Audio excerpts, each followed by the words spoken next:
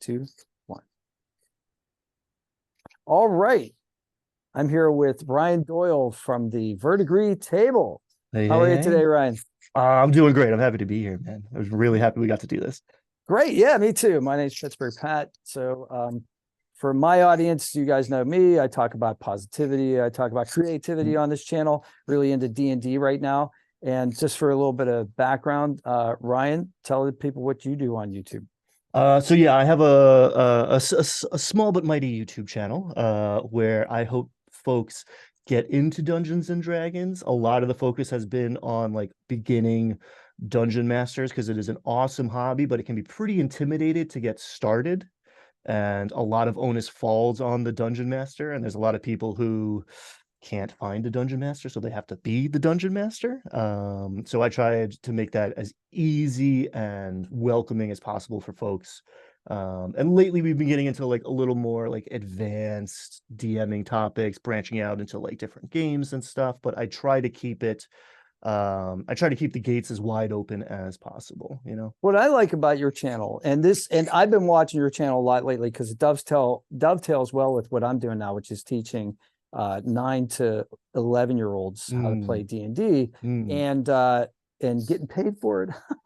Ooh, But yeah, we I can know, talk about right? that after. How do I get some of Yeah. that? Well, I think yeah, it's amazing actually. I fell into it. But yeah, so I've been using your videos as kind of like, you have these wonderful prep guides. So you're Mm, like, okay, here's how you Spire Peak. Here's how you prep for the windmill adventure, and here's how you mhm. prep for like Nomengard, and and it's been extremely helpful to give me ideas. But what I really like about your channel is you focus on the role play, right? So you focus on like, okay, how do you get into character? What do you do with these NPCs? How do you make them Mm, distinctive? There's 10 of them. How do you make them different? mm, And you're really good at that. And I'm a big performance guy. So like that's mm. where I come from, So like, yeah, so that's what I find fascinating about your channel. Because there's a lot of people out here doing Dungeon and Dragons videos. So we have to Mhm. kind of make ourselves distinctive, and that's what I think Yeah, makes you distinctive. One of the yeah. things.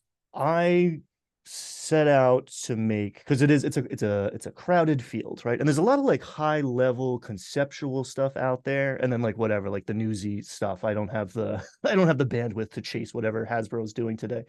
But the I started by making the videos that I wish I had found when I Yes. started myself, because I started in a vacuum. Like I was too old or too young. Like I missed the 80s wave. I didn't have like the cool older brother or the cousin or anybody. So like I, as an adult, came to D&D and like asked around and everybody was interested, but no one had played before. So I'm an autodidact, right? I taught myself. So yeah, those like the Lost Mine of Fandelver and the Dragon of Icespire Peak videos in particular are focused in on like the nuts and bolts. I'm not afraid to over explain, I think, because like I'm trying to come at from the beginner mindset, but bring in those like more advanced concepts. Like here's how to do this, here's what we can learn from it and apply it to the next adventure that maybe we're making up ourselves or whatever, buying a book off the shelf. And it's funny, I am very much both sides of the coin, like the strategic war gamer. Like we like combat, we Hmm. do Hmm. we do very like complex, and I run a fairly like deadly game. I like the challenge aspect of that. I honestly, and I think if you're doing it right, that dovetails with role play. Because if you're sweating, right, if your character's sweating, your character's in a life and death struggle, and if it feels like no big deal and you're just sitting there waiting for your turn to come around and you're on your phone, like that's not an immersive experience That's right. as And I putting the think pressure that's on. that's kind of the point, right? We're going to have emotions, we're going to have fun, Mm, but we're mm-hmm, also going to have suspense, hopefully, and maybe mm-hmm. so a little bit of, just that tiny little tinge of fear that makes excitement happen. We're like, no, I like this character, don't kill it. Exactly, And exactly. that kind of thing. So now with the kids, I'm taking a little bit of a different tack Of course, because I yeah. don't want to kill off their characters, but we have to present them with danger. But one of the things that I told the parents and how I kind of sold this lesson plan was that through D&D, I can teach them all kinds of things. Oh, it's There incredible. Yeah, I have a there's a buddy. there's a money system. You can teach them finance. Mm-hmm. I mean, yeah, how do you make math fun? I've seen a lot of attempts. I haven't seen many successful attempts, but like, yeah, I mean, it feels complex math when you're sweating because your character's going to die, but like, yeah, here's a bunch of shapes that we're gonna learn about platonic solids. Yes, exactly. We're going to learn And about the perfect shapes, the perfect we're gonna do solids. math on the fly real hard. So you Like can your life talk depends about, on it. yeah, you can talk about ancient Greek philosophy if you want. It's and actually there is I think there's a book out now, or it's a third party book that Mhm. talks about the ancient Greek like monsters and gods and things, which is pretty cool. Yeah. It's a beautiful thing because you can pull in anything. You can run a very math centric session and teach kids skills. You could like easily fold in like here's you need to know your multiplication tables to open this door, right? Or Oh yeah. to Puzzles. diffuse this trap. Like, but at the same time, like you can spend a session, not touching the dice at all, and it's all role play. And you want to talk about the soft skills, the social skills, consequences to your actions, how to treat people, right? You could like Yes, you and how to know work that this together. NPC isn't real, and then the cooperative aspect of it Hmm. between the working as a team to not die and the storytelling side of things as well. Because with the boys, with the young boys, it seems like the first thing I want to do is kill each other's characters off. So like, there's this, Mm. they're taught games from a competitive zero Yes. sum game point of view. You're playing Mm. Monopoly, you're playing Risk, whatever you're playing, Mm. checkers, and it's somebody wins, somebody loses. So this Mm. is a totally different concept for a lot of these kids, and Mm. it dovetail. It actually will serve them well later in life, because most situations in the workplace or otherwise are not necessarily zero sum. They're mostly like all the boats rise on a rising tide. So if we all do well, everybody wins, right? That's fascinating to me because I really respond to that aspect. Like, there's not a lot of games out here that are collaborative, right? There are, I mean, a lot of people are coming, especially I'm sure the little, younger boys are coming from like the lens of video games. Yes. And like, even if you are on a team, you're against another team. And Yes. there's win conditions and you can lose. And D&D is so much more open-ended. And the more you cooperate with the people at the table and the, imaginary non-player characters, potentially the more assets and allies you have, the better off you are. And that is way closer to real life experience than this like cutthroat Yeah, like zero chess, sum. where it's like, Hmm. aha, I got your king, although who Hmm. knows, hostile takeovers in business might be like I that. mean, But it it's exists. yeah, it's there, but it's not like your day to day. It shouldn't be. I Right, hope your day right. to day workplace. And if it is, get out. So I just recently, anyway, we'll talk about that another time. So I Yeah, just wanted to shift gears for a little bit. sure. I'm always interested in like YouTubers and like how they got to tubing. So like tell Hmm. me a little bit about like how you got on this platform, when you got on the platform, if you wish, and just like tell me like how did you get to 1,000 subscribers? Everybody's wants that people I talk to about YouTube, because I do Hmm. videos about that too. They all want to know how to get to that magic 1,000 subscribers. So how did that happen for you? So I've been going for about 2 years. Conceptually, I've been thinking about it for more than 2 years. But the first video went up, I want to say November 2 years ago. Cool. So one time on task and reps, right? I've left up my first videos mostly so that people can go see, um, that hopefully I've improved, right? But as much as part of me wants to go like turn all that old crappier stuff private, I think it's good to see people's progression because so often we compare, and I do it myself. 2 years into it, I'm comparing myself to people who've been doing it for 10 years, Mhm. and you're comparing your beginning to somebody else's middle, and comparison is the thief of joy. And yeah, that doesn't help you. So I focusing like in that. on what you're Comparison is the doing. thief of joy. Yeah, I stole that from somebody. I'm stealing it now. It's yours. Take it with my blessing. So yeah, I mean, I really focused in on you hear a lot if you look at like how to succeed at YouTube, like niching down is talked about a lot, but I really think that's focusing on your audience, right? Like knew I wanted to talk about D&D, but like who am I, who's on the other side of this camera that I'm speaking to?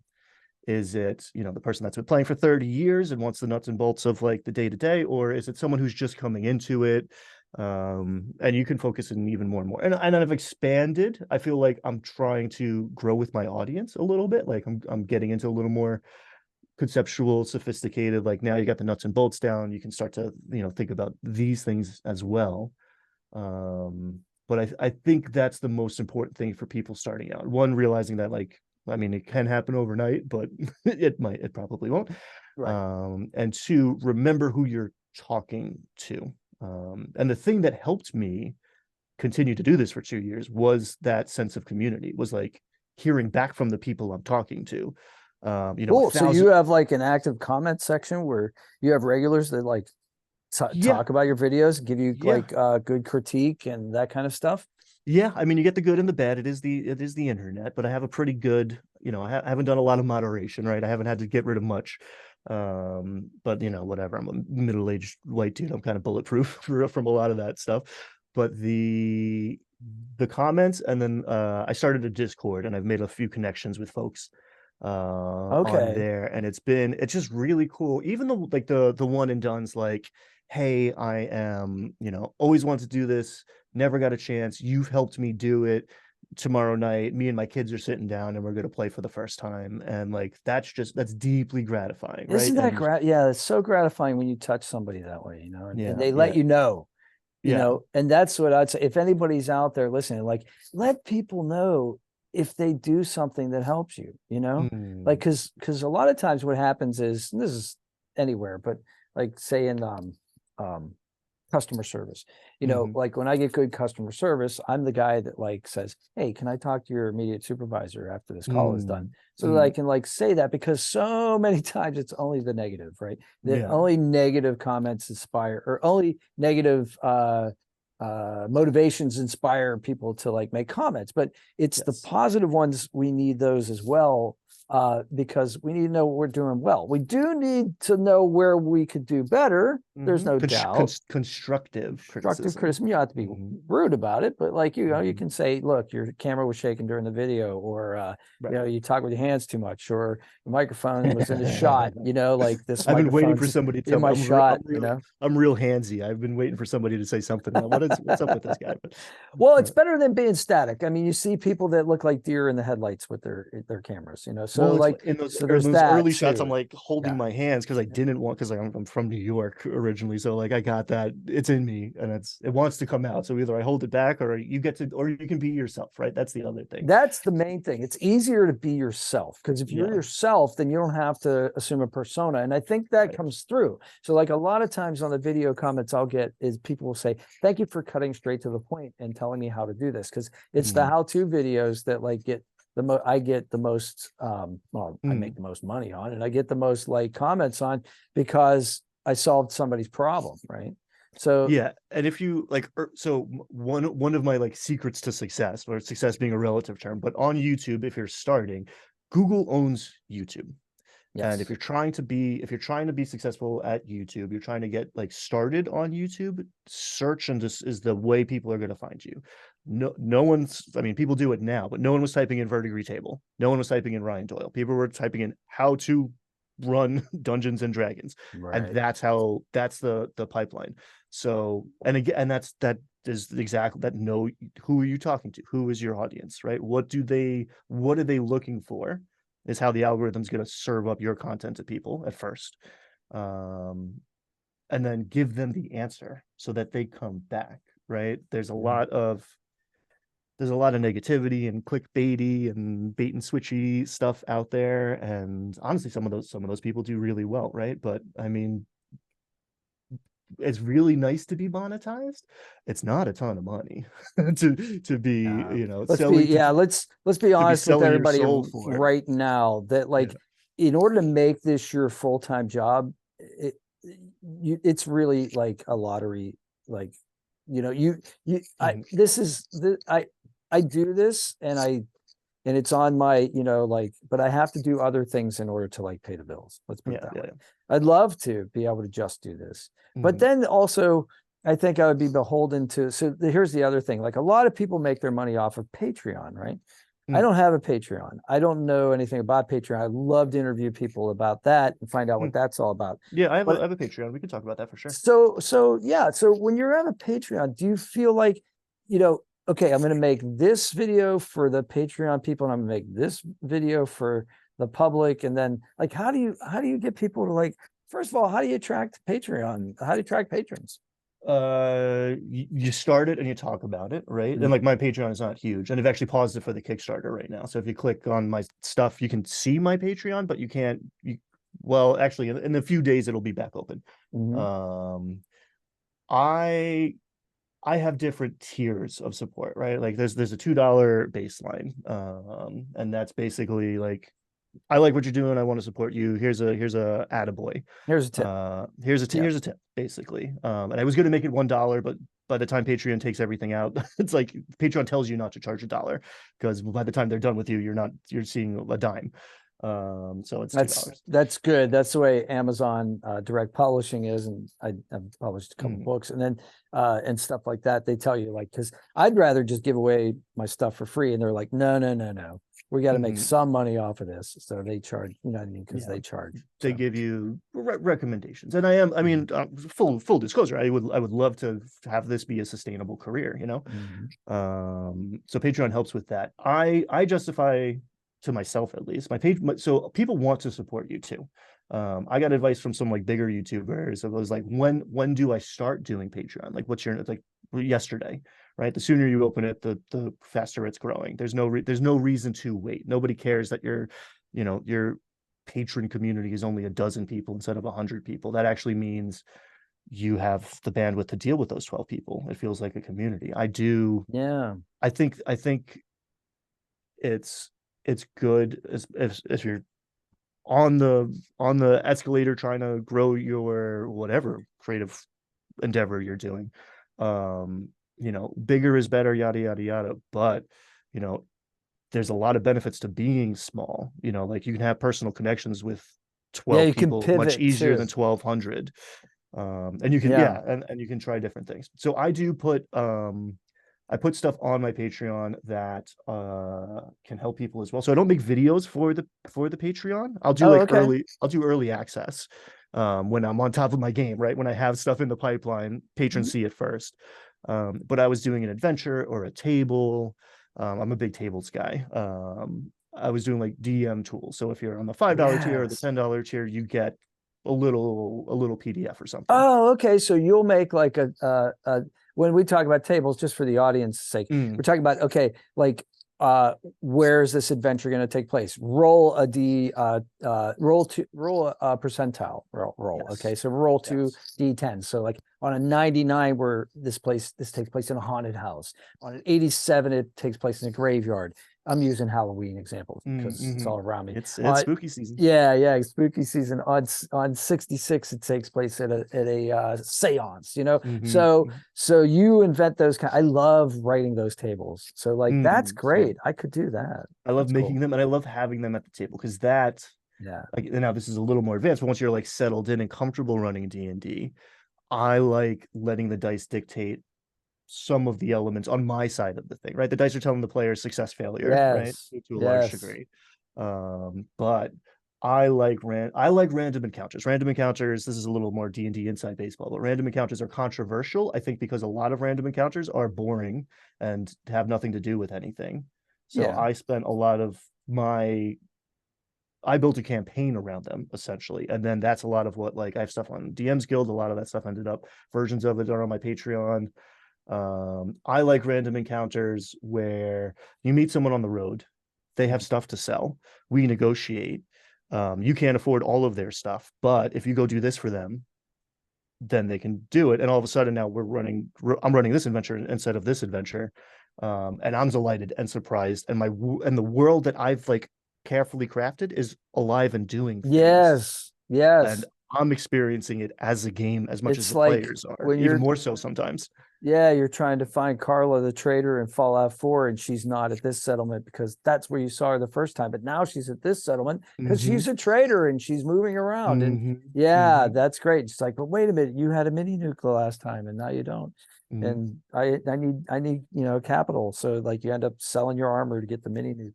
Yeah, And it it's makes the it's world feel more alive. Things are happening whether you're interacting with it or not. it It's not gives just like on pause until you interact with the game. and the kids love to buy stuff. They love going Mm, shopping. That's one of mm, the things they love. And I think other mm, players do too. That mm, aspect of like, I can improve my character, not just through experience and leveling up, but actually by getting better mm, equipment. And then the GP means something because if you just mm. give, if you're, well, I'm a generous DM and you just give them like, armor, or you just give them gold pieces and you give them too much, it breaks the system. So like Yeah. there's nothing is of any value if you have too much money, right? And that happens so fast Mm-hmm. because you're like, I'll give you 10 gold to go, clear out those goblins. And then Mm-hmm. like 3 weeks later, it's like, well, I have 3,000 gold and nothing to spend it on. So like that gold doesn't Right, mean anything to me anymore. right, right. Um, And yeah, that's the when you introduce the gray ooze or the rust monster that just like mhm, eats all their gold. So mhm. yeah, or the wonderful like NPC that joins the party and then turns out to be a pickpocket and leaves in the night with Every time. everything It's a they and own. it's a were Yeah. rat, and don't get bit. Um, Yeah. Those are good. Yeah, especially around the holidays. Around there's yeah. a I don't know if you do Adventure League. So I DM for Adventure League, Mm, and there are certain rewards for the DMs if you put in so many hours of service. And there's a they give out like a little PDF about that, and they have these monsters for Liar's Night, which is basically it's the Halloween holiday of Dungeons and Dragons, I guess, mhm, Liar's Night. So people dress up like other people and mm, cause illusions to look like other people. And there's they what I there's this really neat. I'll do a whole video about it, but there's this whole. It's really neat. Somebody really sat here and thought about this. Like they thought, okay, what about trick or treat? They're like, well, people put little sacks of like candy on their belts with the intention that little kids are going to try to pickpocket them, and mm, mm. and that's expected, and it's cute and it's cool and like that kind of thing. And so I it's like that. like rogue training, like Yeah, I've mined Adventures League adventures for ideas and adventures whole cloth. I've never actually participated in actual play in not actual play, organized play. So yeah, maybe I'll come hang out one day. yeah, please. We do it every other Thursday, and it's a lot of fun. So I'll give you the information about that. But yeah, I think I'm doing back to YouTube. Mm, I think I'm doing YouTube all wrong because I do my YouTube channel is kind of a blog. It's kind of mm, like whatever I'm up to. So like, mhm, I passed 1,000 subscribers, if I may be honest. It was a Candy Crush video. that mhm, was I was playing Candy Crush and put my levels on there, and I was doing that because my niece was playing and we were comparing them and that sort of thing. And then one of them, I guess one challenge was really hard and people were trying to figure it out. So they started watching this one video and it blew up.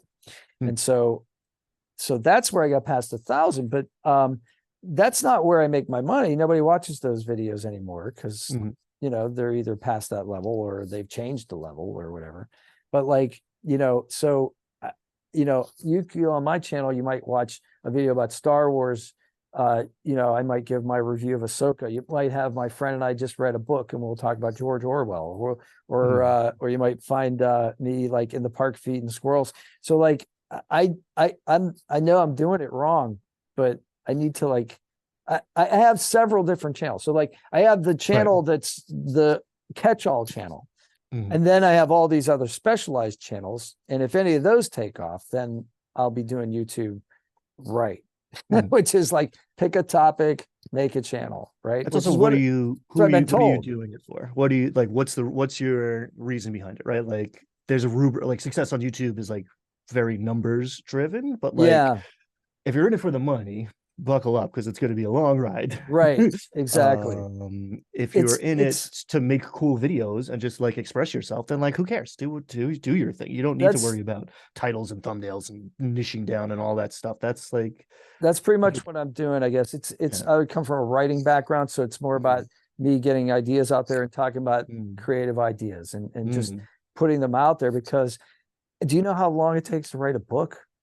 Yeah, I've attempted to several times. Well, you can do it in a month. I don't know if you know about National Novel Writing Month that's coming up. No, no, but that would be a heck of a challenge. I know It is. Stephen Crane wrote The Red Badge of Courage apparently in 10 days, but short book and Yeah, it's like Kerouac style, like on the road in like whatever 4 days. But you I think could he had some help.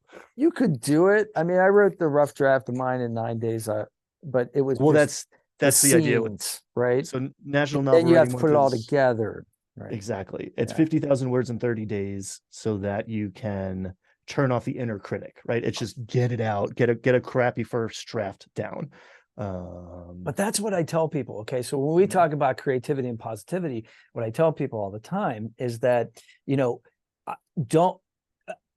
So there's the inner critic, there's the outer critic. So being a writer, you have to criticize your language, other people's language, ideas. You do that. It's just critical thinking, right? But you don't have to be mean about it. But what happens is, like, for so many years, I graduated with my degree in writing, and I'm looking at the bestsellers, in the airport or on the bookshelf, and I'm going like, I can write better than that. That's terrible. That's junk. Blah blah blah blah. I'm comparing, right? But the point is, they did it, right? They did it. So like Stephen King sits down, whether you like him or not, and he just types, and he does it, right? So at some level, like, you can't compare yourself to them because they've done it. So just do it. And that's the big thing with writers. There was a writer who's now since passed away, but he had great advice. He said, write your story before it's too late. Yeah, I mean, that's true for everything, right? Yeah. YouTube gives me that platform. So like, I can just sit down and turn on my camera and just say, today I was talking to a friend about positivity, and he had this to say about it. And we were talking about the ancient Greeks, and then they just blah, blah, blah, blah, blah. And if anybody wants to watch it, great. If they don't, that's fine too. I got it out of my head, Right. Because maybe you're like, who's this for? Right. The answer can be you. 100%. It can be, you can write a novel for commercial consumption, right? And you have different concerns than like writing a journal, essentially, right?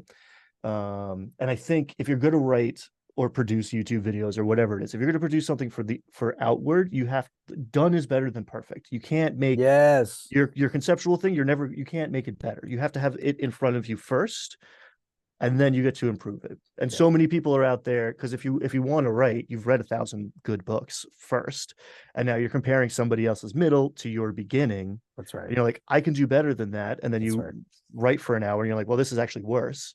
It's like, oh, okay, yeah, you didn't put in your 1,000 hours, and you didn't make 10,000. 10,000 hours. Remember and that you got to book? make this better. Oh, sure. I was like learning how to shoot pool when that book came out, and it was like 10,000 hours. I'm like, oh my God, forget that, Yeah, but that's why I stopped playing poker. But while we were, that's good. That's good. Dunning-Kruger will kill you at poker. So, it's, you'll lose a lot of money in the meantime. That's what I was counting on most of the time. Yeah, it was crazy. So yeah, well, you can exploit it from other people being seduced by it. But yeah, it's that's what my one friend said. He was teaching me how to make bank shots. So we're making bank shots. I miss. I make one. I'm like, yay! Now teach me how to make one in the corner. He's like, no. I'm like, why? He's like, do it again. And I missed. And he's like, okay, here's the point. Do it until you can't miss. He said, amateurs do something until they get it right. Professionals do it until they can't get it wrong. And there's a big difference between those two things, right? God, yes. But I know I like what you said about perfection, though, because I think that's an assassin. That takes creative ideas, and just like, you're not good enough. You're never going to be good enough. You're never going to write like Hemingway. You're never going to write like Fitzgerald. It's of course not, because you're not them.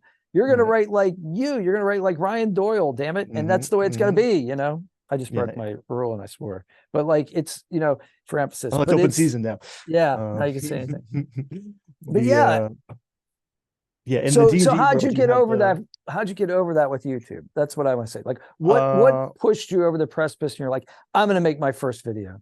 well, it's interesting. I learned that lesson the hard way through, decades of experimenting with writing and all sorts of things, career choices and relationship choices. Like, I have a perfectionist streak in me, and I used to think that meant perfectionism was when you work on a thing and never finish it because it's got to be perfect. And that's maybe a variety of it, but that's not the kind I had. I had perfectionism. It's got to be perfect or I'm not going to do it. So like the first time I do it, I'm not good enough. So it's not going to be perfect. So I'm not going to try. So Gotcha. I learned that about myself. I did the reps to like get better at that. And then part of doing the YouTube was here's a like a lot of unknown unknowns. I didn't even know all the skill sets that come into it before I started. Here's something that's not in my wheelhouse. That's 100% like it does feel like you're putting yourself out there very hard, talking about a topic that I'm passionate about. I'm trying to help people, right? Which got me through the rocky stuff in the beginning. But I did it to subject myself to that, like to see, like that's why those first videos are up still, because they're not going to be perfect. Like the first, and I talk about that in the instructional D&D side of things too. Like the first time you do something is probably going to be among the worst times you do it. And that sounds terrible and scary and like a reason you shouldn't do it. But the flip side of that coin is that every time you do it, you're getting better. The next time will be better. The next time will be better. So if you want to get good, you got to be willing to be bad at it first. And You that's true for everything. do you do your own video editing? I do. This is a one-man operation. I would love to sub that out. I would love to sub out some other aspects of it too. But yeah, I write a script and then I record the video. I edit it. I build a thumbnail and a title and optimize and all that crap. It's a one-man band over here. So Yeah. the same here. And so I think that's the other thing that I like to, I don't want to discourage anybody from trying this, but if you're going to try YouTube, be aware that the benefit is that you're going to gain all these skills because you have to. Yeah. So like now I almost feel like I could walk into like a video production like office and be like, look, I have some basics. Put me where you need me. You know what I mean? Yeah. Like I think I'm employable. I'm not saying that like, I know Premiere Pro inside and out. I use third-party free stuff. You know what I mean? What do you use over there? Well, so my wife did buy me a Mac, so now I can use iMovie, but I usually just use it on my phone. But like for this stuff, I'll use open, what's it called? It's an open source one called, I can minimize the screen and find out. Hang on one sec. I don't even remember. Oh, I can't do it while I'm recording. Yeah, don't worry. I'll tell you later. I've been using if we're talking like inside YouTube stuff. Yeah. DaVinci Resolve is an incredibly powerful editing software. It's up there with the big boys, and the whole reason it's free is because DaVinci, the company, wants to sell you, 5-6 figure equipment to use with their software. So they give you the software for free. So if you're trying to get started, like it's a learning curve for sure, right? So like yeah, maybe start with iMovie. You can do everything on your phone. Like you don't need sophisticated equipment. No, I find iMovies much easier on the phone than it is on the computer, to tell you the and truth. if you are getting started, especially if you're trying to like monetize, you're trying to make a business out of this, keep your overhead to zero. You don't need to buy anything. If you have a phone, you can make YouTube videos, and then that's basically what I did. I have slowly let the business of the Verdigris table pay for the lights and the mic and like improvements. Yes, make that happen as a business expense. Yeah, if you're trying to do it that way, because if you're gonna sink $3,000 to do a thing and it still looks bad because you don't know, you can get a beautiful camera and you don't know how to use it. That's right. It's not gonna help you. So stick with the tools that you have. That's right. If you're not a singer, the best microphone is just going to make you sound worse. It's going to pick up. It's going to pick up the defects. I think. Yeah, keep going. I was going to say something. I forgot. No, go. Okay. It was DaVinci Resolve, and then we were talking about the equipment. Oh, yes. Well, here's the other benefit of being monetized, and this is just from like I do sometimes financial videos as well. Mm. So, but like once you're monetized, you have income. Now you can legitimately claim expenses against that income so that you're not taxed on it. So if you do buy buy a Blue Yeti for $100, then like you take that off of whatever money you made. And for a brief period of time, the IRS does allow you to take a loss. So if you have, say you have a regular job where you make a certain amount of income, your YouTube stuff, you can take a loss on that. You can even take it against the total income of your household because you're just a sole proprietor, right? You just lump it all in, and then you have an accountant do this, so it's done legally, of course.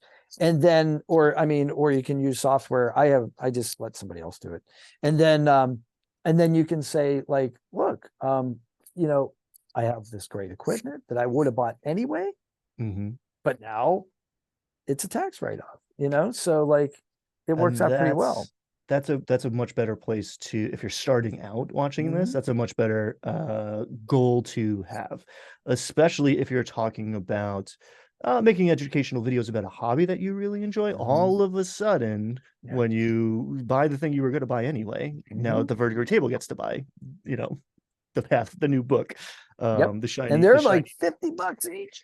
And they're not getting cheaper. They're beautiful, cheaper. but they're expensive. Yeah. Great artwork and stuff. So we should tell everybody how we met. So we met at PGX, which was a PGX gaming expo. So Pat was part of a panel. I talked to him and he gave me his card. I gave him a business card. It's too bright. There you go. I got Pat's card, which I was like, I like this guy. And you guys are doing a very interesting. We were talking about like YouTube and streaming D&D games and stuff, but like I was mostly fascinated by like you guys are talking about like doing adapting Shakespeare and like a very like literary. So I'm an English major, so that like really awesome. Well, if you that says I am good at that stuff. If you want to join us, we're going to do this again in November, starting in November. So I'm pretty sure we're going to do Shakespeare next, and I want to do Macbeth because it's just. Macbeth is D&D for crying out loud. It's violent, baby. It's gothic horror. There's political stuff. There's witchcraft. There's betrayal. There's overarching ambition. There's all kinds of stuff. Hags to start it. Exactly. We got the witchcraft right in there. I need to practice. I'm a little rusty on my Shakespeare, but like, hell yeah.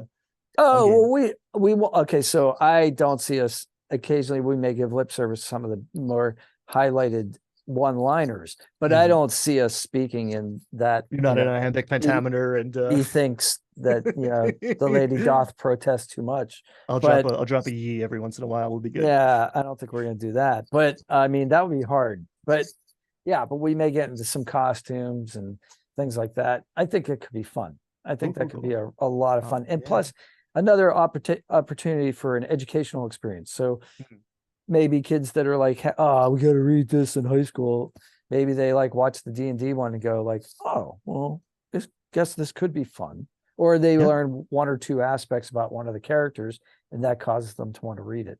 Because, Shakespeare is juicy, man. There's some good stuff. You want to learn your big bad evil guy is boring? Like, go read Othello, right? Like, yeah, man, Iago's the best. Iago is one of the best characters of all time. You need probably some like the weird best villain ever.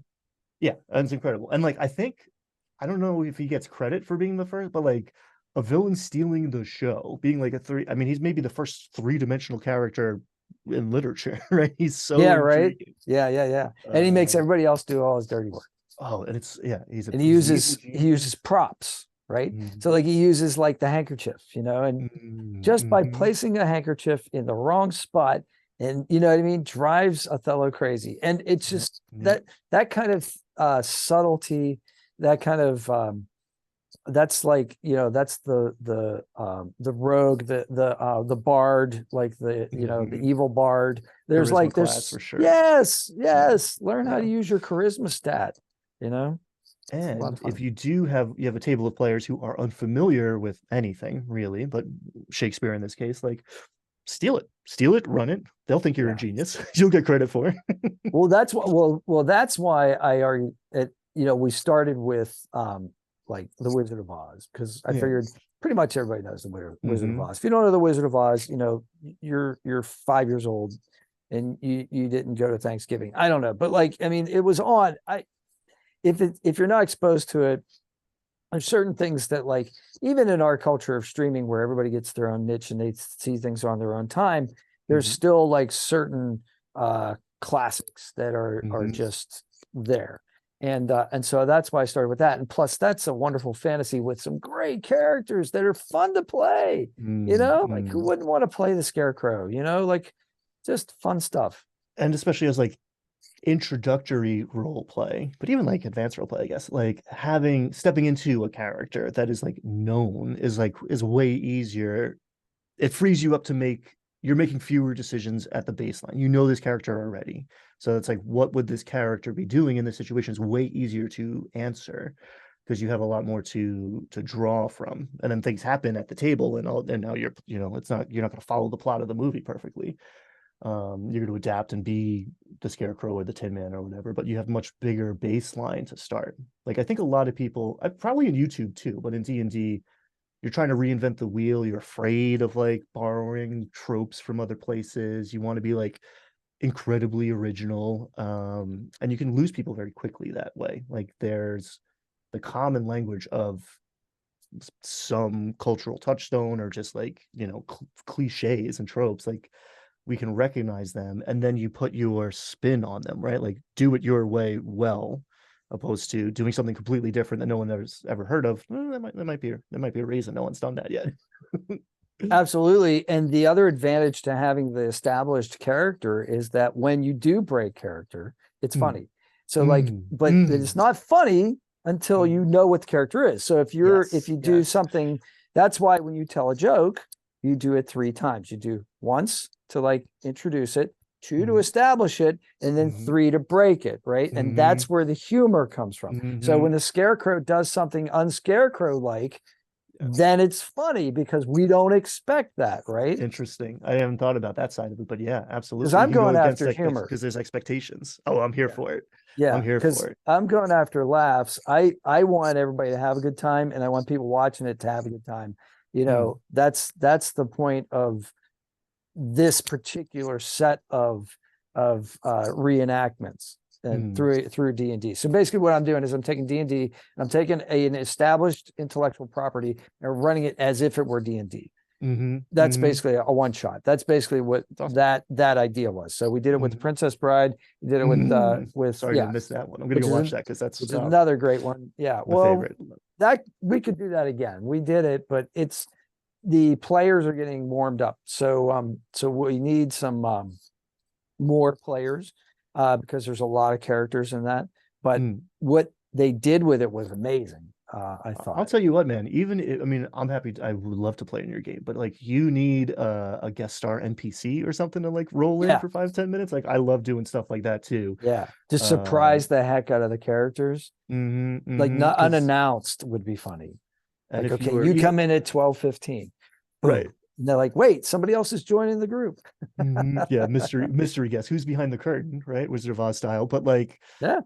even outside of like streaming and entertainment side of things, like if you're running a D&D game and you have that buddy who can't make it till game night starts at 6 and they're at work till 9:15 or whatever, like there are ways to incorporate more players. I've had a lot of guest star NPCs and like it hits much different because you can kind of collaborate. You're halfway on the dungeon master side, so you can kind of like you know Yep. set some plot points up for people and then Yep. run away into the wings and then see what happens a couple weeks later. The other nice thing is that you talk about is recurring characters. You were talking about this in some of your Dragon of Icespire Peak videos, where you had a character that was an NPC, and then you like said, "Well, we'll just like set this up so that 4 episodes later, boom, they show up." Mm-hmm. And I had a student who was talking about this.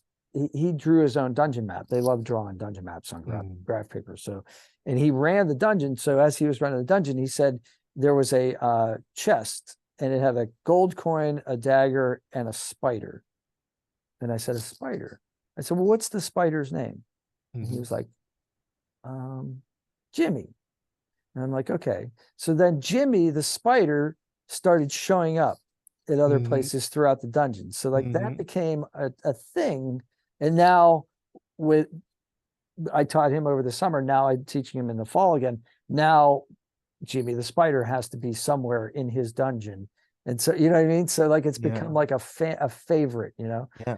And at one point, I guess in his boss battle, we walk into the room and there's a flame, there's a dragon, and there's fire, and there's lava, and there's a roasted upside down spider on the table. Jimmy! Yeah. And we're like, no, Jimmy, for Jimmy, you know, and it's this rallying cry. So like the kids really get into those little details, and I think adults do too, because our brains like to get back to that familiarity. We like that. That's reassuring. So when we see, we're introduced something. So when you're writing a story, don't forget, loop back to like, you know, familiar elements, because it really engages people. You know? Yeah. I mean, and that's who is this for? Knowing your audience. There's a lot of writerly types get into dungeon mastering because it's a similar skill set.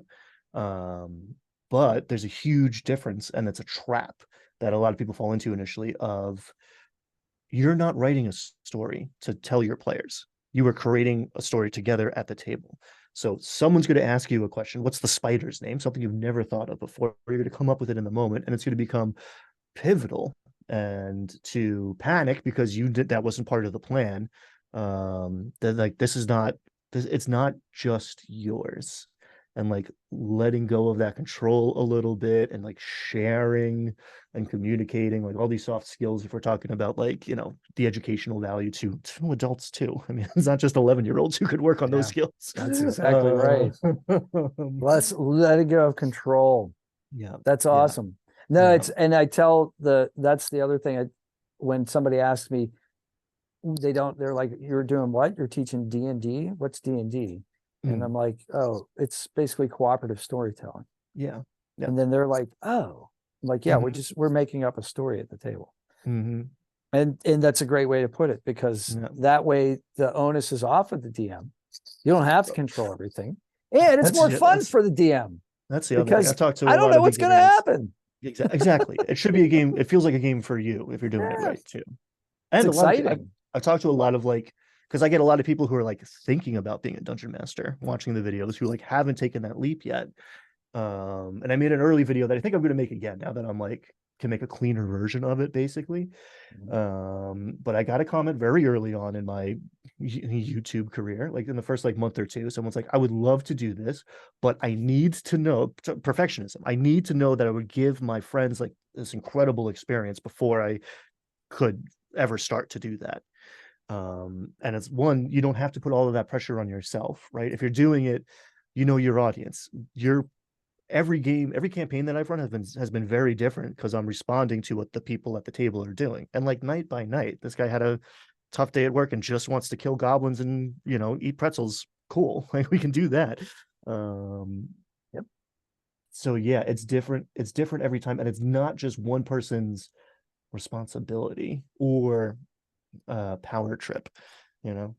That was the other thing about doing the Adventure League, is that I started to feel like it was becoming a task, because I thought, well, every time I run this, you know, I have to read all these new modules that I've never read before. I have to know this universe. So I'm doing like Curse of Strahd universe. I got to like know that. I got to know Barovia. If I'm doing Eberron, I got to know the steampunk universe. You can run the same module over and over and over again. You're gonna have different players. It's gonna be different. It's the best. It's the best. I mean, it took me a while to repeat anything, but it was Lost Mine of Andor, where I started to like, and Dragon of Iceberg piece, actually. I started to like break up for parts and like reuse pieces. And then like, even especially if it's like your own thing, to run it again and see different people push different buttons, poke different things, kick over different rocks. They It's found the fascinating. door. They found the secret door. Finally, somebody found the secret door. Yeah. Right. Exactly. And I mean, talk about reps, talk about like, going from, oh, it hit to like, oh, I can't miss. Like running a thing where you can't miss because I've run this 3 times now. Like That's I right. know this, I could draw this map without referencing anything. I know what's in every room. I don't have to read any descriptions. I've already made them up 4 times better than what the box text says. Mhm. That's peak performance. Now that clears you out to like do all the interesting like narrative stuff and actively listen and like figure out what the players want and like put it in front of them. That's when it gets real good. Yeah, I'm a big fan of rerunning content. That's Yeah. another point that you brought up that I wanted to make was the box text. Some of these adventures, some of these modules that I read, again, being hypercritical from the writer's point of view, my Mm, fault, my flaw, but mm, like reading it and going like, I can do better than this. mm, That's kind of the point. That's mm, what those writers are doing is giving you a starting point. mm, And a lot of times they're purposely leaving it sparse so that it's a skeleton and you put the flesh on it. yep. You fill in the details so Yep. that it's not like, no, you must have your characters reach Icespire Peak by 12:15 when the eclipse happens. Otherwise, Mhm. which is perfectly fine too. But like, I mean, that was the Hobbit, right? They had to reach the door when the sun reached The a moon certain door? No, point or the something moon's like on the that. map and like exactly. They had to be Yeah. there on the Moon solstice or the runes. Yeah. So they mm-hmm. could read it. Yeah. But like, yeah, that kind of inflexibility leads to trouble because now you're going to railroad. So Yeah, that's a very it's like, we got to interesting. get here now. Exactly. I mean, that can be good at times in a smaller scale or maybe a bigger scale. Like sometimes you need to create tension. I think a lot of the dungeon master's job, what we were talking about before about like recurring characters and like callbacks and that sort of, and the humor too, is like getting people engaged and getting people to care. And again, that's not 1,000% on the dungeon master, right? Like the player has to bring their buy-in to the table or else it's not working. But if your character has relationships with the people in this town, then they're more invested in saving the town from the dragon that's threatening it. Right. Versus That's like right. I don't know these people. I know this one guy and he's terrible. So Yeah. like, why am I going to risk my life fighting this dragon right now for 20 gold? Like I got 1,000 gold. I don't know what to spend it on. Whereas like I gotta save Jimmy. Like Yes. Kids motivation. and animals. Kids and animals. Yeah, yeah, Kids and yeah. animals. Always don't forget to give them the kids and the animals. And Have the a kid weird run little up to dude. them after the first adventure and like hug them around the knees or something and be like, "Oh, it's so good to see you again. I I didn't love think and you were make him gonna feel make like a it." Blah blah hero. blah. Make him Yeah, feel like a exactly. hero. Right. And then all of a sudden they're like, "Oh, I don't want that town to burn." Yeah. Yeah, we gotta rescue Jimmy. And they're gonna attach to the spider in the treasure chest, or they're gonna adopt a goblin, right? And like Yeah. Or a and you Nothic. oh I had a god, group adopt a Nothic. same. I was like, do you know what this thing? You don't know what this thing is. But it looks like I think it's because Mike Wazowski, I think is the it's like it's a cute Yeah. guy from Monsters Inc. Monsters Inc. Yeah. But yeah, I've had parties Yeah. adopt the Nothic at the bottom Yeah. in Dressendar Manor. It's cute. It reads my mind. It's like, uh, that's not what I would want in a pet, but This is an this is okay. this is an evil wizard who drove themselves mad pursuing dark eldritch secrets. But okay, yeah, he's cute. Okay, cool, cool. He's eating a dead body right now. Come on, guys. I was looking Oh, forward to yeah. fighting you with this thing. Okay, I need to keep Right. him now. Steps out of the dark. Oh, look how cute. They start petting it. All right. Well, we've gone over an hour, which is great because we didn't run out of things to talk about. Oh, they And never will. yeah. And so I think we should probably do this again sometime. Heck yeah, I would love that. Yeah, for sure, All man. right. All right, cool. Well, this has been Brian Doyle from the Verdigris table and Pittsburgh Pat. So like, share, subscribe, and check out all of Brian's videos. He's got some amazing content out there, and he's direct and to the point, and he answers his community, which that's a big deal. I answer every comment that's not rude. And some of those too. I answer some of Sometimes. I'll answer the rude ones if it's approachable. Yeah. You can get into trouble talking to people on the internet. Like, I don't argue with people. It's like, I can see why you say that. This is what I was trying to say. And then I don't follow that rabbit hole far. I usually say something like, could you be a little more specific about why, why you didn't like what I said? What was it that you were looking for? And then that can, and every once in a while, like every 10th one, I'll get informed about how to make the video better or how to make a new video. So I'll get an idea of something. And I think sometimes people are happy that you approach their concern, even if they proposed it in a somewhat emotional way. So. And sometimes people need to be reminded on the internet that there's a human on the other side of the screen that you're talking to. Yeah, you hurt our feelings sometimes. Yeah, so I'm human. And I was a bartender for 30 years, so it's there you go. I have a very thick skin. Exactly. I'm a little bulletproof, but it does help to. But I don't want to be abused either. Exactly. Yeah. But for you younger YouTubers out there, I don't recommend chasing it because it feels terrible. Yeah. I'd never seek it out. But to if you put yourself out there, you may very well get some negative, like constructive criticism, yes, but also some just like negative feedback that has nothing to do with you. There's just people who spend all day yelling at people on the internet for no reason because they have their own problems going on. That helps you because our machines are built to, or there's no they want comments. They can't tell if they're negative or positive comments. It doesn't care. So like your haters are actually helping you. Yeah. And if you have a hater, then that's how you know, that's one like milestone. That's how you know you've made it. That's a good point. I actually have a channel that's about Fallout New Vegas, and there was a video that just blew up, and it was just people making fun of, I don't know if they were making fun of me or they were making fun of the character. They were just repeating what the character said, like Doc Mitchell says at the beginning, and it was over and over and over. I got a ton of like watch time and subscribers from it. Almost was able to monetize that channel, but then it fell off. So I couldn't capitalize on it. But yeah, that's a really good point. And Q-tip is something I remember. Q-tip. Quit taking it personally, right?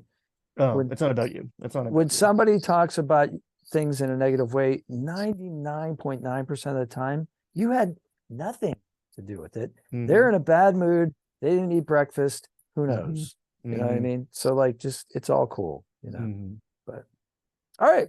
Well, good. Yeah, awesome, we ended on a positive thought, and all right, we'll stop the video now. Take care, everyone. How do I stop the video?